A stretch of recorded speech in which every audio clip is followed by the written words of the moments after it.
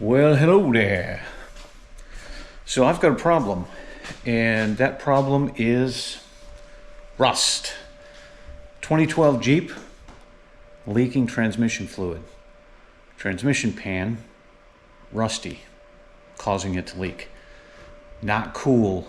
It's all rusted along the edge, all the way back. The funny thing is, it's only rusted on the driver's side. On the passenger side, it looks pretty good. A little bit of rust starting, but nothing like over here. Over here, it is rotten. Rotten, rotten, rotten. So I got the rear cross member off. It's really just a skid plate. I'm going to take this one off. 18 millimeter.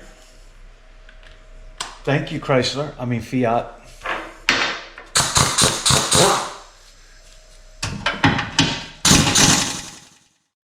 So I removed the rear skid plate and this little front brace here. I'm going to do the 3 bolts here that go to the transmission mount, so I can just lift the transmission ever so slightly to give myself enough space to get the pan out when it comes time.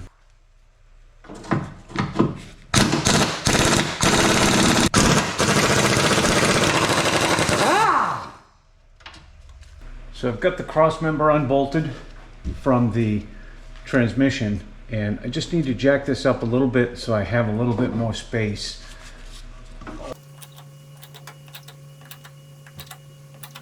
So that got me up a little bit further, about 3/4 of an inch. It'll give me a little bit better access to that T30 Torx and that T30 Torx.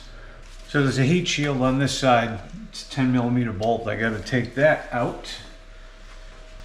Probably don't need my impact for that, but since I have it here, we're going to use it. There we go. Boy, that one's tight.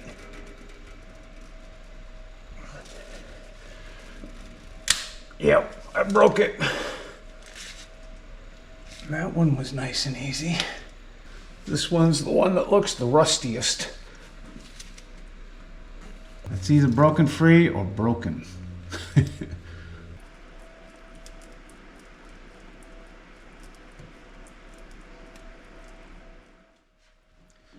So it didn't take much. It's so rusty back here.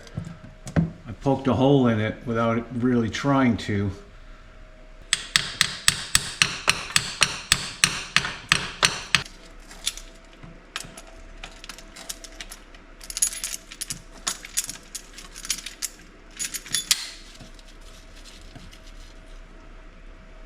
Huh.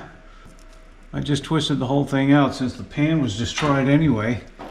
I just twisted the whole thing out in hopes that it wouldn't break. But yeah, that one's out. At least I don't have to drill the transmission.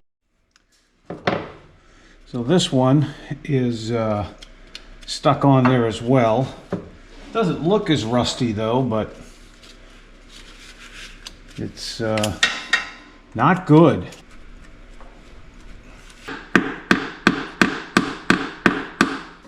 So I finally got it off.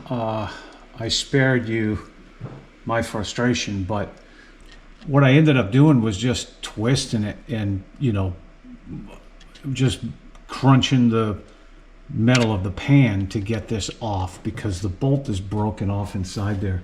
Now, I think that I can just grab hold of this thing and turn it and get it right out. So I won't have to do any drilling or anything. It's probably why they have the shape they do, because I bet this is a common issue and the folks at the dealership probably have a tool to deal with this. That would be my guess anyway. Beauty. So I got all the hardware out, and what happens is the bolt breaks off inside because the bolt is steel and this piece is aluminum, and then the bolt threads up into the transmission, and this thankfully didn't seize, but the bolt seized inside this aluminum block, and this lip actually is what grabs onto the pan to hold it in place. I've got to get some new ones of these. I didn't get these ahead of time because they're expensive and I didn't know if I was going to need them or not. So it's a week later and I struggled to find some replacement parts. These are the 3 clamps that I got out without issue. And these are the 2 that I struggled with. You can see I boogered them up a little bit, grabbing them with pliers and stuff to twist them out. Now the threads that go into the transmission, those were fine. But the bolt is rusted inside the hole. The holes on these are not threaded or anything. The bolt just slips through and then it screws into the transmission. So here's the new gasket and filter and the pan, which is an aftermarket pan. It's a Dorman, and it has a drain plug in it. Not that I would probably use that drain plug. Oh, look, and it does come with a new magnet.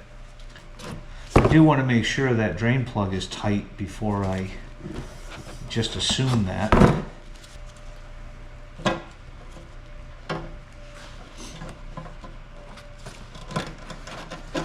Yeah, I did take this gasket out of the box a little bit ahead of time because the box it came in, inside the box it was folded, so I wanted to give it some time to flatten out on its own, to straighten out, so there was no sharp kinks or twists or anything in it. There's little nubs on the gasket that fit in these holes that's inside the that's in the lip of the pan here.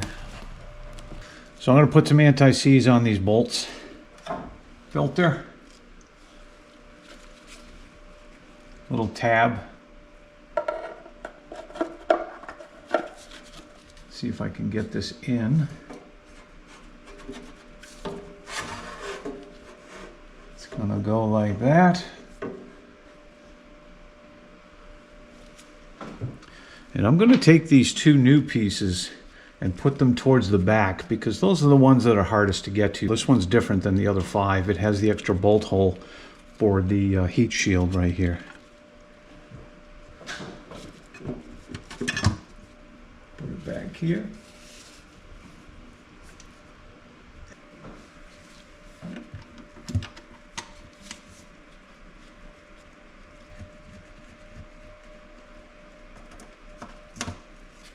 This is the one that was rusty the most.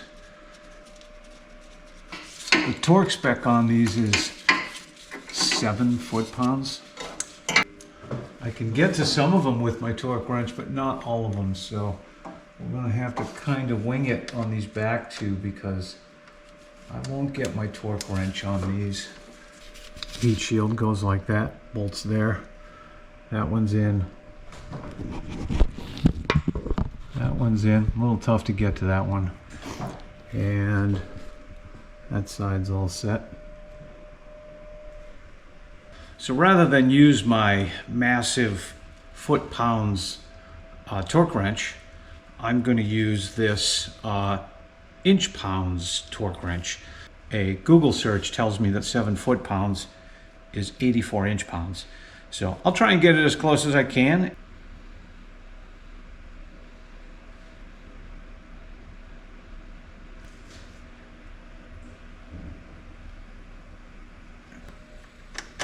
So this one's more of a guess because I can't get my wrench in there.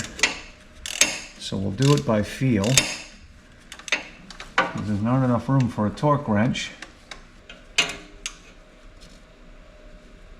That feels like 7 foot-pounds. Yeah, right. Now I'll put the bolt on for this heat shield.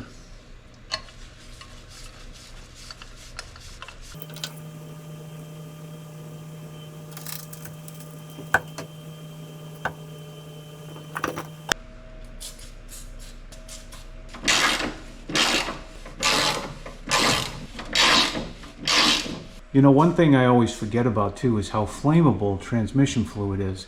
And so it's important that I wipe it all off, get it off the exhaust and all of that, because transmission fluid will catch on fire. I've got a skid plate to put on. that covers the transfer case here, and another cross member, smaller one up front. We've got it all back together, and it looks like nothing's leaking. Of course, I won't know that until I put the fluid in it.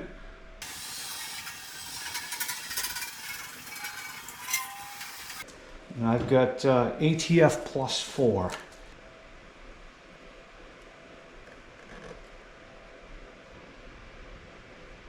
So this is the 4th quart.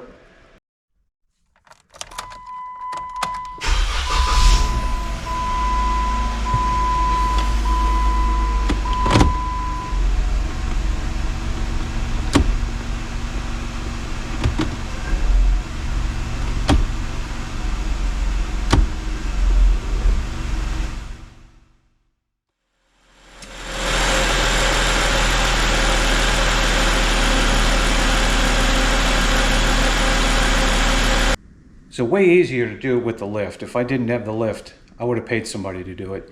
Lying on the ground to get that done, no thank you.